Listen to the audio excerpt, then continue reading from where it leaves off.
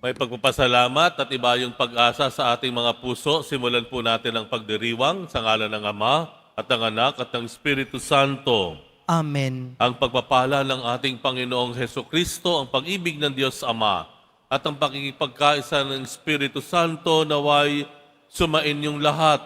At sumaiyo rin. Panginoong Jesus, sa aming dinadaanang hirap, pagdurusa, sa iyo kami nakasusumpong ng kapahingahan, ng kaligtasan. Panginoon, kaawaan mo kami. Panginoon, kaawaan mo kami. Sa bumabalot sa aming pangamba at takot, sa iyo kami tumatanggap ng kasiguruhan at ng kapayapaan. Kristo, kaawaan mo kami. Kristo, kaawaan mo kami. Sa aming pagkalito, sa gitna ng aming pagtatanong, ikaw po ang siyang katotohanan. Panginoon, kaawaan mo kami. Panginoon, kaawaan mo kami. Kaawaan tayo ng mga pangyarihang Diyos, patawarin tayo sa ating mga kasalanan, at patnubayan tayo sa buhay na walang hanggan. Amen.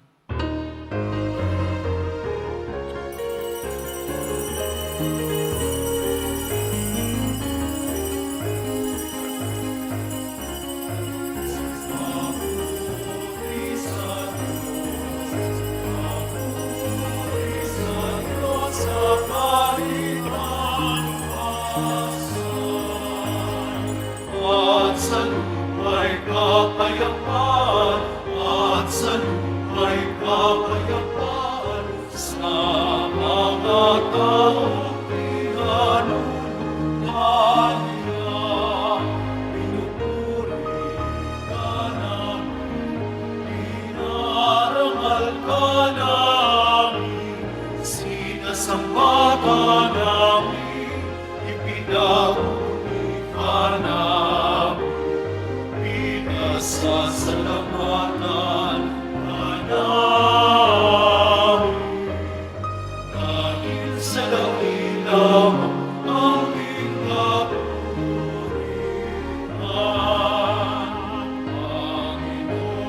Panginoong Diyos, Hari ng langit, Diyos sa mga makapangyarihan sa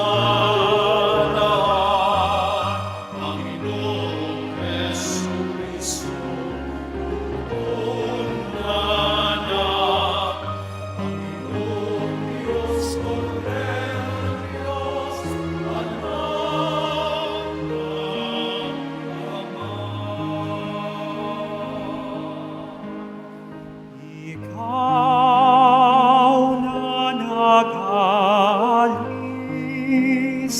ng mga kasalanan ng sanlibutan. Maawa ka, maawa ka sa amin. Ikaw na nag-alis ng mga kasalanan ng sanlibutan.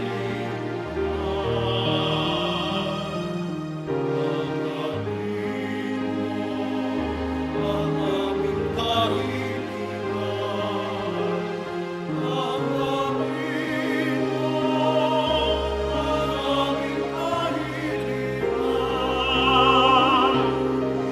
Ikaw na nalulugod sa kanan ng Ama,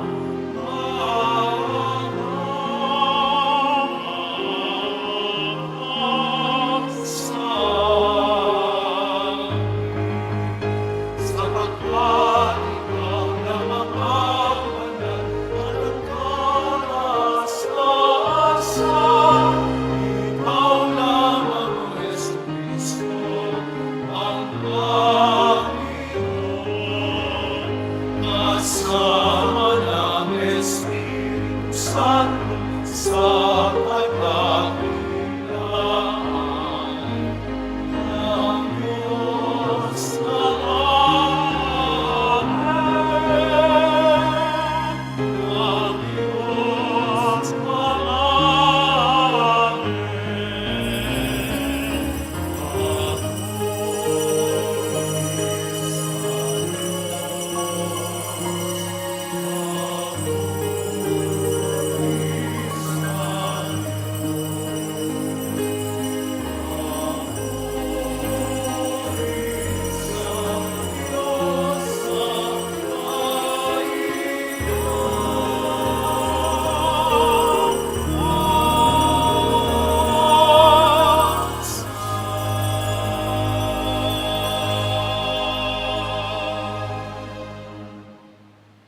Manalangin tayo.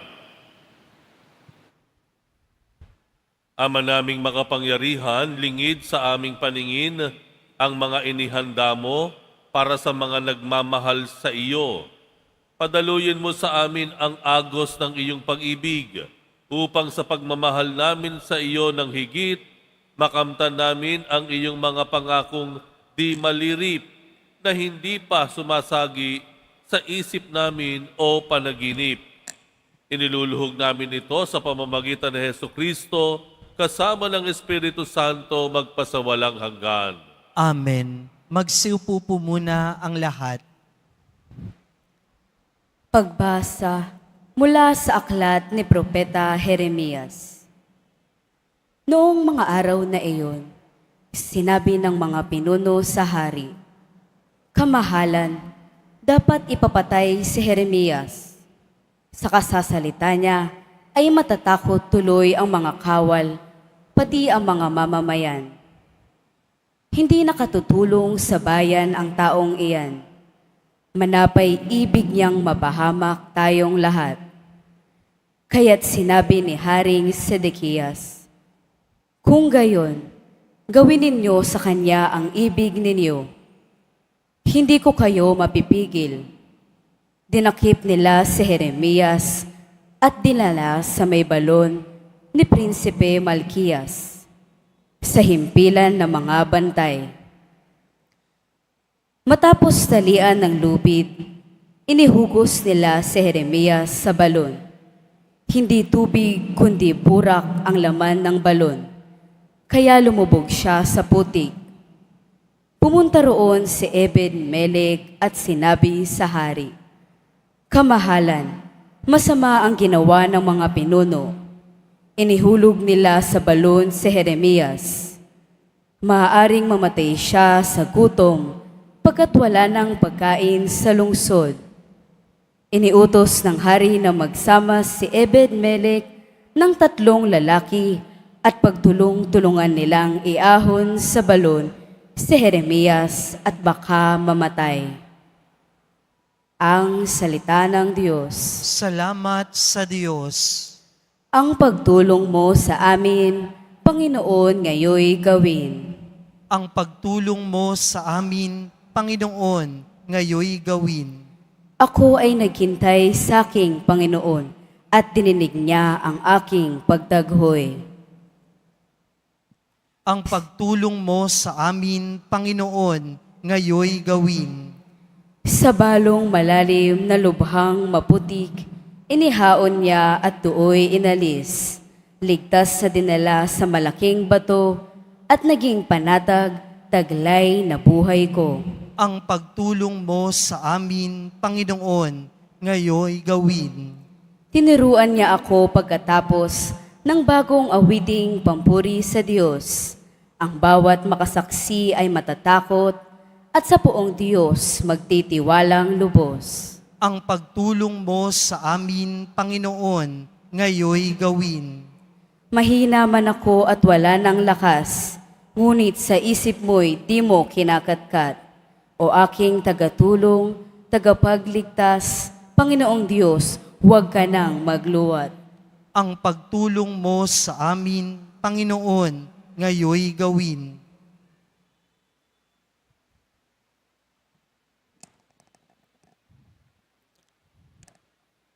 Pagbasa mula sa sulat sa mga Hebreo. Mga kapatid, yamang nagliligid tayo ng makapal na saksi. Iwaksin natin ang kasalanan at ang anumang balakid na pumipigil sa atin. At tayo'y buong tiyagang magpapatuloy sa takbuhing nasa ating harapan. Ituon natin ang ating paningin kay Jesus, na siyang pinagmulan ng ating pananampalataya, at siya ring nagpapasakdal nito. Dahil sa kagalakang naghihintay sa Kanya, hindi niya ikanaya ang mamatay sa krus. At siya ngayoy nakaluluklok sa kanan ng trono ng Diyos. Isip-isipin ninyo kung gaano ang tiniis niyang paglaban ng mga makasalanan upang hindi kayo manlupaypay o panghinaan ng loob. Hindi pa humahantong sa pagdanak ng inyong dugo ang pakikitunggali ninyo sa kasalanan. Ang salita ng Diyos. Salamat sa Diyos. Magsitayo po ang lahat.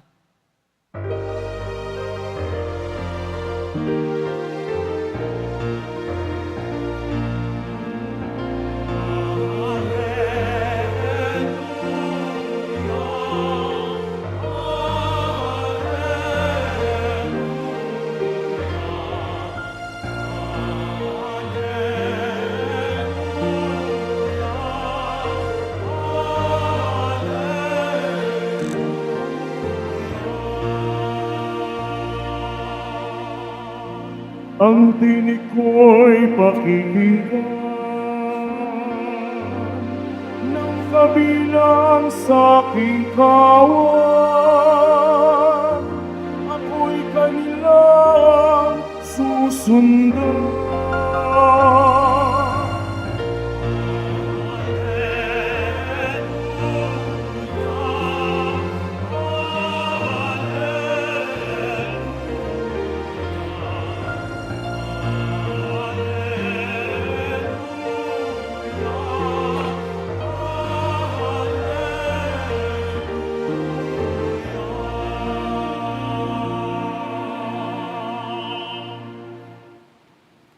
Sumainyo ang Panginoon, At sumaiyo rin. ang mabuting balita ng Panginoon ayon kay San Lucas. Papuri sa iyo, Panginoon. Noong panahong iyon, sinabi ni Jesus sa kanyang mga alagad, "Naparito ako upang magdala ng apoy sa lupa, at sana'y napaningas na ito. May isang binyag pa na dapat kong tanggapin, at nababagabag ako hanggat hindi natutupad ito. Akala ba ninyo'y pumarito ako upang magdala ng kapayapaan sa lupa? Sinasabi ko sa inyo, hindi kapayapaan, kundi pagkakabahabahagi. Mula ngayon, ang 5 katao sa isang sambahayan ay magbabahagi. 3 laban sa 2 at 2 laban sa 3. Maglalaban-laban ang ama at ang anak na lalaki, ang ina at ang anak na babae, at gayon din ang biyanang babae at ang manugang na babae." Ang mabuting balita ng Panginoon. Pinupuri ka namin, Panginoong Hesu Kristo. Magsiupo po muna ang lahat. Hindi ko po kayo masisisi kung parang nalito kayo o parang nabagabag kayo sa mga sinabi ng Panginoon sa Ebanghelyo sa araw na ito. Lalo na nang sabihin niya na siya ay naparito, hindi para sa kapayapaan, kung hindi sa pagkakabahabahagi, sa kaguluhan, ika nga. Ito ba talaga ang nais ng Panginoon? Na magkabahabahagi ang mga pamilya, mag-away-away tayong lahat. Siguradong hindi ito ang hangarin ng Panginoon. Mayroon lamang gustong ipunto o ibigyan ng diin ang Panginoon sa pagkakataong ito. Ito ay ang realidad o ang katotohanan na ang kaayusan ay mangyayari lamang pagkatapos ng kaguluhan. Ano ibig kong sabihin po? Tingnan na po natin ang kalikasan. Kailan tayo nakakalanghap dito sa kalunsuran, sa Kamaynilaan? Kailan tayo nakakalanghap ng sariwang hangin? Kailan parang nakakaramdam tayo ng maayos na hangin dito sa kalunsuran? Siguro po ay tasang-ayon kayo pag sinabi kong pagkatapos ng mga bagyo. Pagkatapos ng mga bagyo, ang hangin dito sa Kamaynilaan parang malinis mula sa usok, no? Mula sa dumi ng ating kapaligiran. Bakit? Dahil alam naman po natin, gaya ng kamakailan lamang, sunod-sunod na bagyo yan, malakas na hangin, matinding pag-ulan, Alam po natin, ito yung luminis, no? Sa hangin natin, sa himpapawid natin. No? Nawala yung mga alikabok, usok sa ating hangin. Ito ay nangyari lamang nung dumaan ang bagyo. At pagkatapos noon, mas maayos, mas sariwa ang hangin. Hindi po ba? Pagkatapos ng bagyo, sakalang lumilitaw ang bahaghari. Ito po ay batas, no? Batas ng kalikasan. At ang buhay po natin ay hindi po malayo sa batas ng kalikasan. Na mula sa kaguluhan, pagkatapos nito, mayroong pangako ng kaayusan. Tingnan po natin ang buhay ng Panginoong Jesus. Di po ba? Naaalala ninyo, nung siya ay nandoon sa hardin ng Gethsemane, ang sabi nga doon sa Ebanghelyo, yung kanyang pawis, yung kanyang luha, parang patak ng mga dugo. Bakit? Dahil nandoon ang kanyang dinadaanan na kaguluhan. Pero hindi doon natapos dahil isang araw o 3 araw, dumating ang bukang liwayway ng kaayusan, bukang liwayway ng kapayapaan ng buhay nung siya ay muling nabuhay. Tingnan natin yung mga Israelita sa Lumang Tipan. Sa Lumang Tipan, pinalaya ng Diyos ang mga Israelita mula sa pagkakaalipin sa Ehipto. Pinangunahan sila ni Moises. 40 araw siya lang naglalakbay doon sa disyerto. Dumana sila ng gutom, uhaw, takot, no? Sa mga taon na iyon. Pero pagkatapos po noon, ay narating nila ang tinatawag na lupang pangako, the promised land. Kanila lamang na mana ang buhay sa lupang pangako pagkatapos ng maraming taon ng kaguluhan, ng paghihirap. Ganito po ang katotohanan. Yan po ang batas o realidad ng ating buhay. Na minsan po, tayo mismo sa sandaling ito, marahil yung iba sa inyo naguguluhan. Ang gulo ng bahay ninyo, nagkakaaway-away kayo sa loob ng pamilya. Marahil yung inyong magkakaibigan, hindi kayo nagkikita-kita dahil mayroong samaan ng loob. Marahil yung inyong kalooban ngayon, parang ang dami nyong iniisip, hindi nyo alam ang gagawin ninyo. Litong-lito na kayo. Bagabag na bagabag kayo. Dala-dala nyo ito. Pero ano mensahe ng Panginoon? Huwag kayong mag-alala. Kapit lang. Kapit lang. Maghintay ng kaunti. Be patient.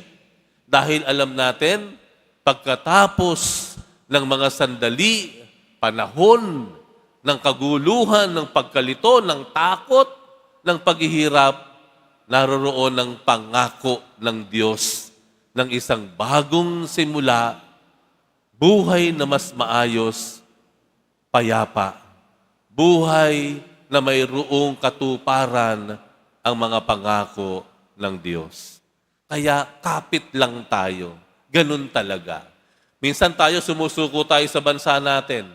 Ang hirap mong mahalin Pilipinas, ang gulo-gulo ng Pilipinas. Tama po? Pero kapit lang tayo. Huwag tayong mawalan ng pag-asa sa ating bansa. Patuloy tayong magdasal. Patuloy tayong umambag sa isang mas makatwiran at makatarungang lipunan. Patuloy po nating gawin ang kaya nating gawin para sa ating kapwa. Magulo man, matigas ang ulo ng mga Pilipino, pero tayo po ay naniniwala na ang kaguluhang ito, dahil sa biyaya at karunungan ng Diyos, dadalhin tayo nito sa isang buhay na mas maayos, maginhawa, mapayapa, at maunlad. Ano yung dinadaanan mo ngayong kaguluhan? Ano yung mga pagkalito mo ngayon? Ano yung daladala mo? Ano yung nagdudulot sa iyo ng hirap sa mga sandaling ito? Daladala mo yan sa iyong dibdib. Napakabigat. Pero kung tatanungin natin ng Diyos, sasabihin niya sa atin, kumapit ka lang, umasa ka lang, patuloy kang manalangin, patuloy kang lumaban sa buhay na ito. Dahil kahit ang bagyo hindi nagtatagal, kahit ang super typhoon natatapos at dumadaan lang din. Pero ito ay mag-iiwan sa atin ng isang buhay na mas maayos, mapayapa, maginhawa, kasama ang Diyos. Magsitayo po ang lahat.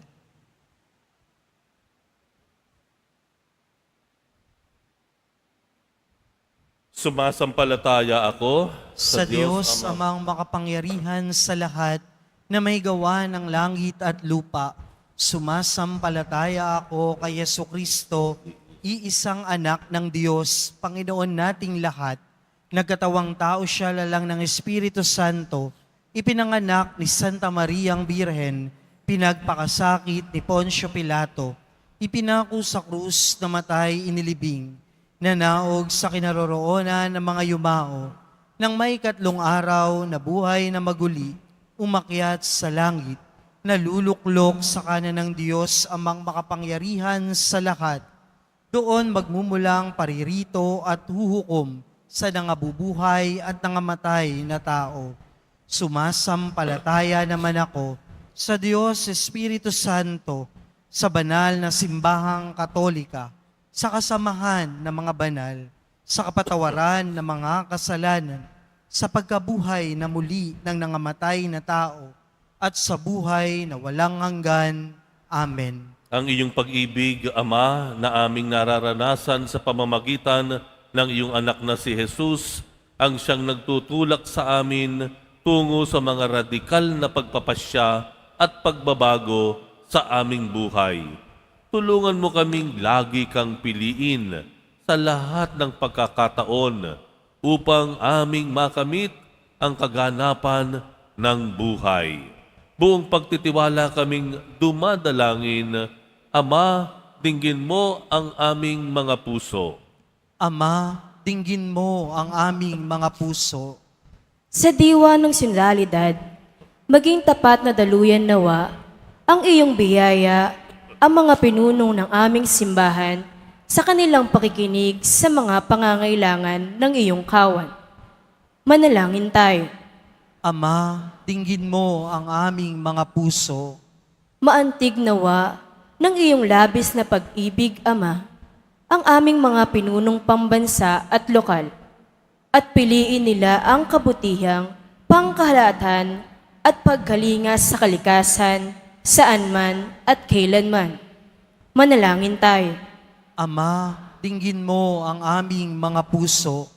Sa aming pagtutulad, sa iyong walang pagsubaling pag-ibig, Ama, lumaghanap nawa ang bawat pamilya sa pag-ibig. Tulungan mo ang bawat kasapi ng bawat pamilya na manatili sa pag-ibig, lalong-lalo na sa mga pagkakataong mahirap umibig. Manalangin tayo. Ama, dinggin mo ang aming mga puso. Sa kanilang pagbabalik sa iyong piling, yakapin mo sa iyong pag-ibig ang aming mga yumaong mahal sa buhay. Manalangin tayo. Ama, dinggin mo ang aming mga puso. Sa ilang sandali ng katahimikan, itaas natin sa Diyos ang ating pansariling kahilingan, gayon din ang mga pangangailangan ng ating pamayanan. Manalangin tayo. Ama, dinggin mo ang aming mga puso. O Diyos naming Ama, sa pagkakatawang tao, paglilingkod, pagpapakasakit, kamatayan, at muling pagkabuhay ng iyong anak, ipinamalas mo ang iyong layuning mahalin at tubusin kami. Tulungan mo kaming masalamin ang parehong pagmamahal sa isa't isa upang kami rin ay maging aktibong tagapagmagitan ng iyong pakikinig at kaligtasan. Sa pamamagitan ni Kristong aming Panginoon. Amen. Magsiupo po muna ang lahat.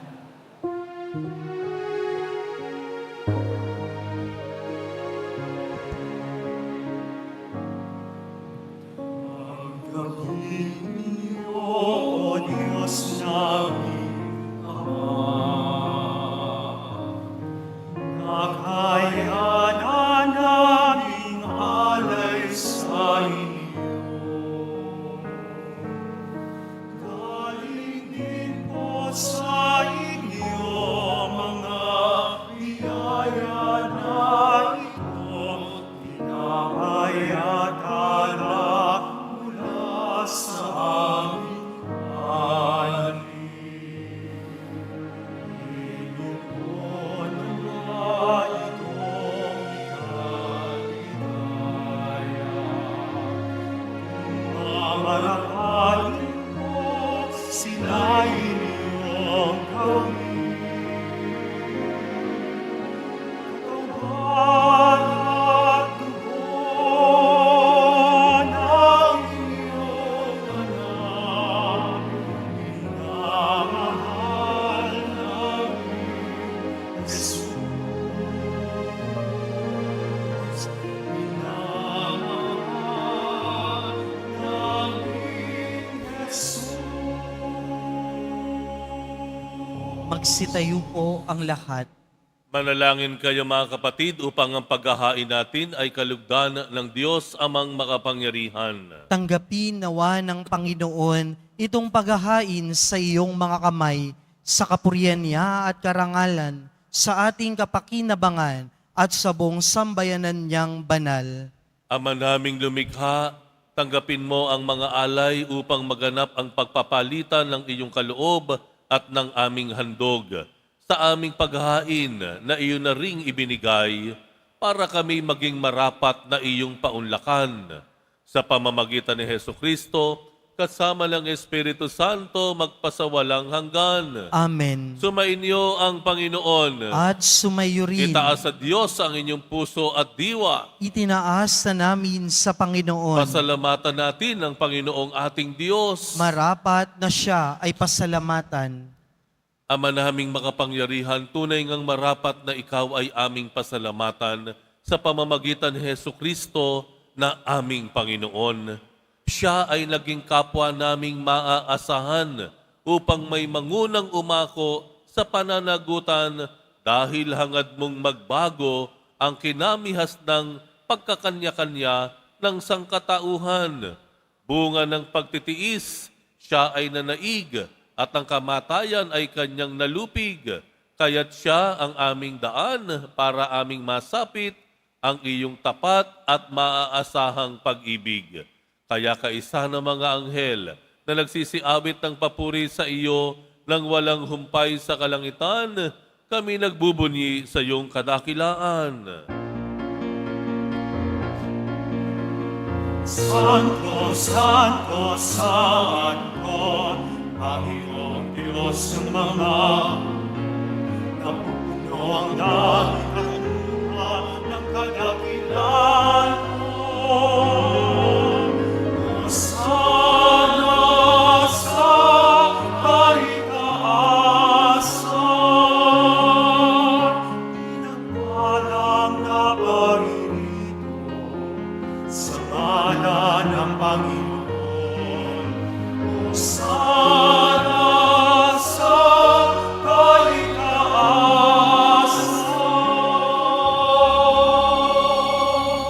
Magsiluhod po ang lahat. Ama naming banal, ikaw ang bukal ng tanang kabanalan, kaya't sa pamamagitan ng iyong Espiritu, gawin mong banal ang kaloob na ito upang para sa amin ay maging katawan at dugo ng aming Panginoong Hesukristo. Bago niya pinagtiis ang kusang loob na maging handog, hinawakan niya ang tinapay. Pinasalamatan kaniya, pinaghati-hati niya yon, iniabot sa kanyang mga alagad at sinabi, "Tanggapin ninyong lahat ito at kanin, ito ang aking katawan na ihahandog para sa inyo."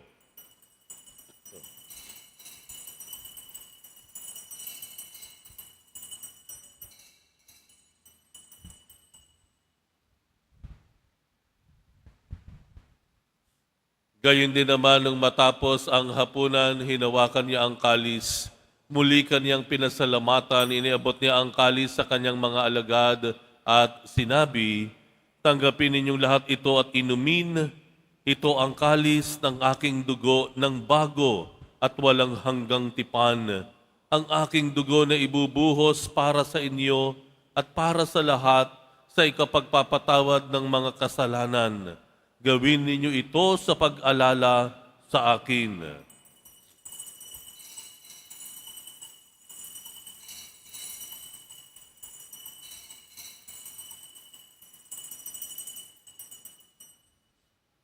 Magsitayo ang lahat.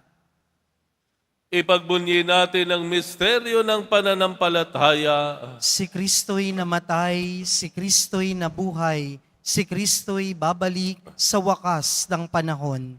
Ama, ginagawa namin ngayon ang pag-alala sa pagkamatay at muling pagkabuhay ng iyong anak. Kaya't iniaalay namin sa iyo ang tinapay na nagbibigay buhay at ang kalis na nagkakaloob ng kaligtasan. Kami nagpapasalamat dahil kami iyong minarapat na tumayo sa harap mo para maglingkod sa iyo. Isinasamo namin kaming magsasalo-salo sa katawan at dugo ni Kristo ay mabuklod sa pagkakaisa sa pamamagitan ng Espiritu Santo. Ama, lingapin mo ang iyong simbahang laganap sa buong daigdig. Puspusin mo kami sa pag-ibig kaisa ni Leon na aming Papa at ni Jose na aming Arsobispo at ng Tanang Kaparian. Alalahanin mo rin ang mga kapatid naming nahimlay na may pag-asang sila'y muling mabubuhay, gayon din ang lahat ng mga pumanaw. Kaawaan mo sila at patuloyin sa iyong kaliwanagan. Kaawaan mo at pagindapatin kaming lahat na makasalo sa iyong buhay na walang bakas, kaisa na mahal na Birheng Maria na ina ng Diyos, ng kabiyak ng puso niyang si San Jose, kaisa ng mga apostol ni San Juan Bautista at ang lahat ng mga banal na namuhay dito sa daigdig ng kalugod-lugod sa iyo, maipagdiwang nawa namin ang pagpupuri sa ikararangal mo sa pamamagitan ng iyong anak na aming Panginoong Heso Kristo. Sa pamamagitan ni Kristo, kasama niya at sa Kaniya, ang lahat ng parangal at papuri ay sa iyo, Diyos amang makapangyarihan, kasama ng Espiritu Santo, magpasawalang hanggan.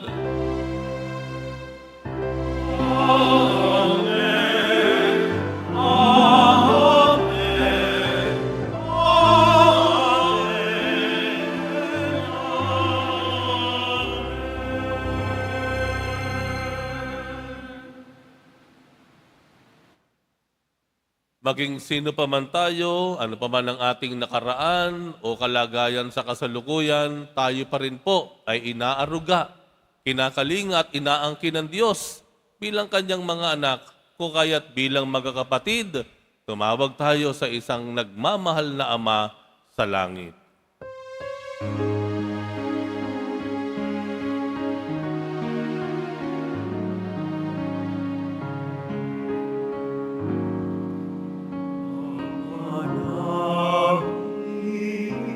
Sumasalangit ka, sambahin ang ngalan mo, mapasahin ang kaharian mo, sundin ang loob mo, dito sa lupa para ng sa langit. Bigyan mo kami ngayon ng aming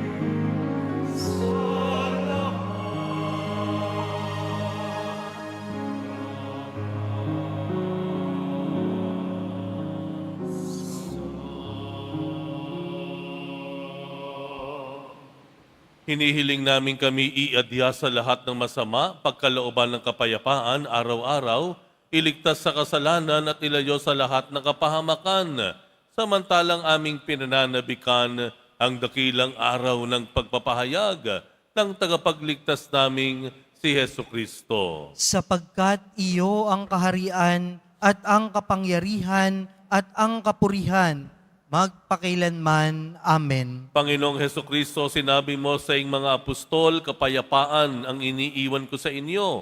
Ang aking kapayapaan ang ibinibigay ko sa inyo.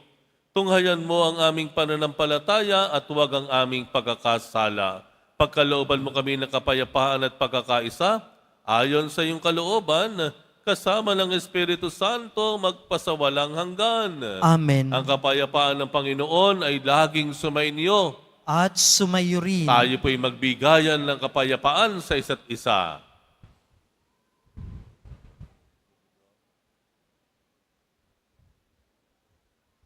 Kordero ng Diyos na nag-aalis sa mga kasalanan ng sanlibutan, maawa ka sa amin. Kordero ng Diyos na nag-aalis ng mga kasalanan ng sanlibutan, maawa ka sa amin. Kordero ng Diyos na nag-aalis ng mga kasalanan ng sanlibutan, ipagkaloob mo sa amin ang kapayapaan. Magsiluhod po ang lahat.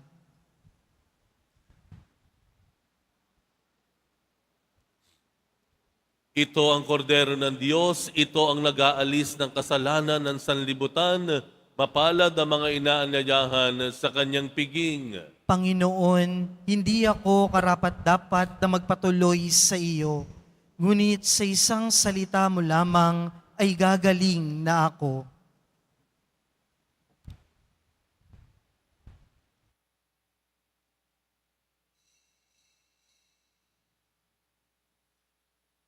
Para sa lahat ng tatanggap ng banal na komunyon, sasagot po tayo ng amen. Pagkasabi ng pari o ng lay minister ng katawan ni Kristo at isubo agad sa bibig bago umalis sa harapan ng pari o lay minister. Sumunod po tayo.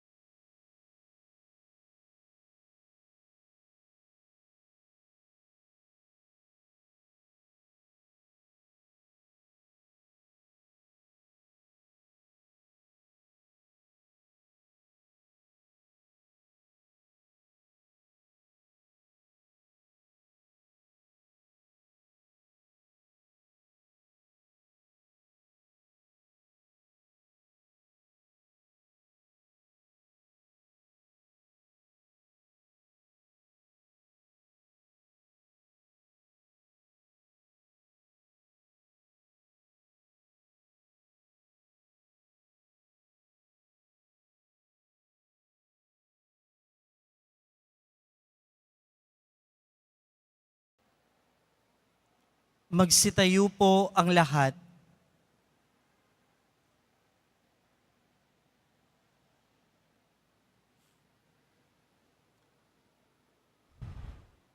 Manalangin tayo. Ama naming mapagmahal, sa banal na pakikinabang, si Kristo ay aming pinagsaluhan. Hinihiling namin kami maging katulad niya sa langit, pakundangan sa kanyang pagiging aming kaparis bilang tagapamagitan kasama ng Espiritu Santo magpasawalang hanggan. Amen. Sumainyo ang Panginoon. At sumayo rin. Mahal na poong Jesus Nazareno, inihayag mo sa pamamagitan ng krus ang walang maliw na pag-ibig ng Diyos sa sangkatauhan. Pakinggan mo ang kahilingan, lalo na para sa mga nangangailangan ng iyong tulong at awa. Makamtan nawa namin ang iyong kasagutan na may utang na loob na tinatanaw. Basbasan din po ninyo itong mga imahen at dasalan upang lalo kaming manalangin at magtiwala. Sa pamamagitan ng bendisyon na ito, naway lalo kaming maging mapaglingkod, masunurin at tapat sa iyo na aming maluwalhating Panginoon magpasawalang hanggan. Amen. At pagpalain kayong lahat ng makapangyarihang Diyos, Ama at Anak at Espiritu Santo. Amen. Humayo kayong taglay ang pag-ibig at misyon ng poong Jesus Nazareno. Salamat sa Diyos.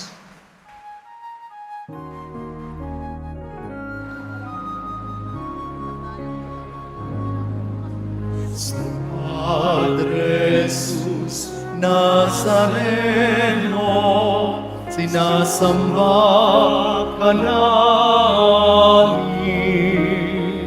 pinipinto ka namin, aral mo ang aming buhay at kaligtasan.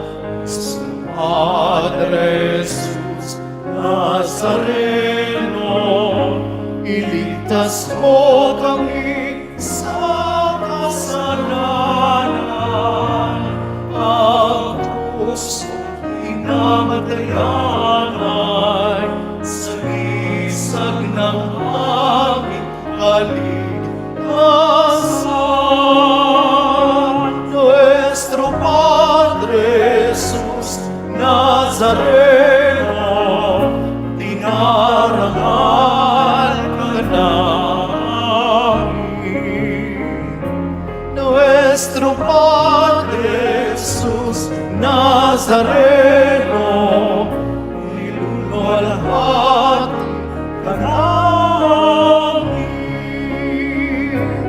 Nuestro Padre Jesus Nazareno, dinarangal ka namin.